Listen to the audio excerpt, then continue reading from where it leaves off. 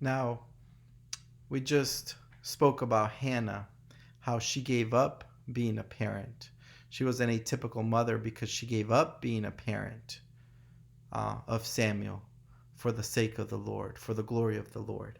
Now, this next atypical mother I'm going to talk about uh, is very similar to the story of Hannah. Now, this is not found in the Bible, it's actually more modern times. And let me tell her story. Her name is Sabina Wurmbrand. In fact, let me pull up a picture of her.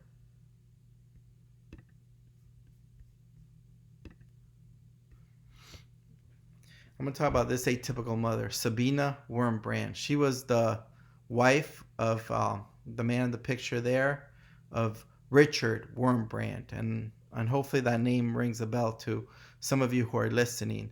And in the middle is her son named Mihai Wurmbrand.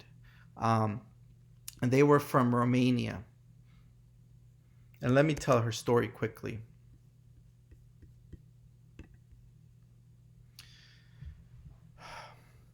They lived around the time in Romania during World War II and after World War II.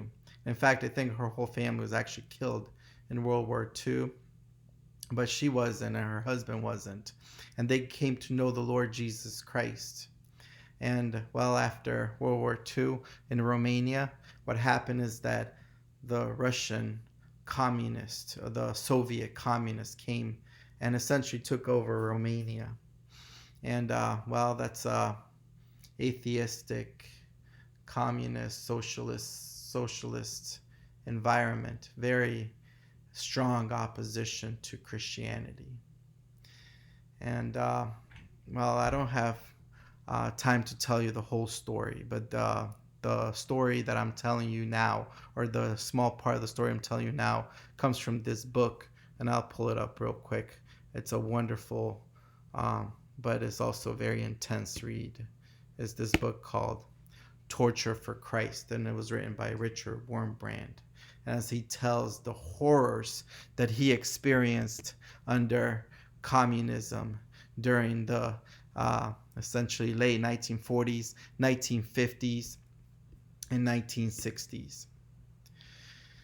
And well, Richard Wurmbrand, well, the atrocities that he suffered just for being a Christian are almost too much to bear just reading about them. But I would encourage you to read that book if you have time.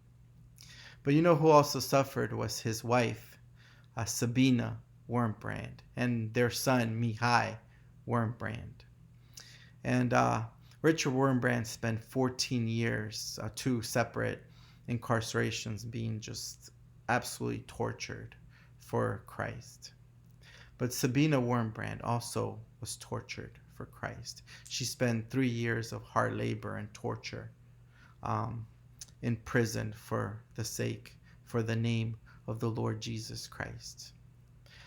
But part of her torture was this, that she would be incarcerated, she would be sent to a labor camp, and she would be tortured this way. She would say, if you deny Christ, if you deny your Christianity, if you renounce your Christianity, you could go back and be with your son.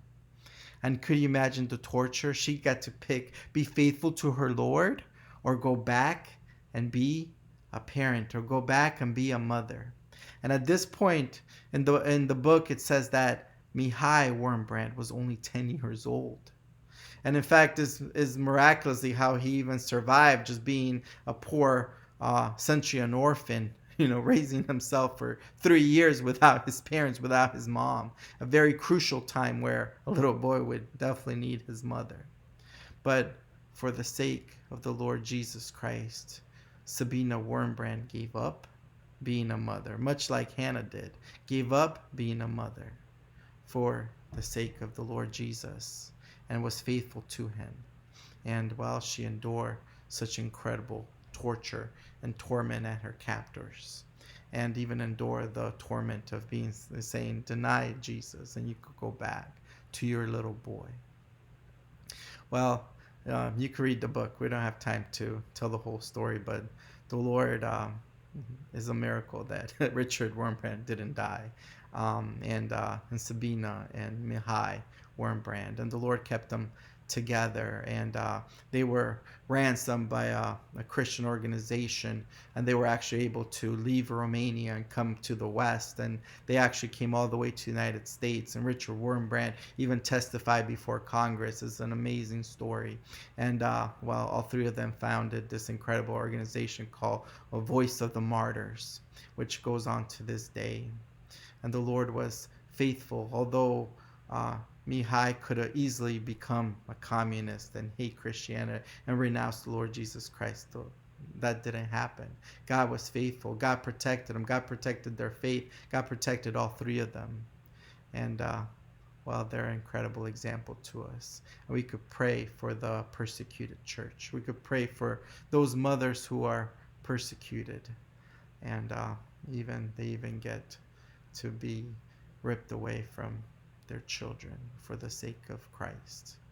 And as Hannah is a wonderful example, so is Sabina Wurmbrand, how she was faithful to the Lord Jesus.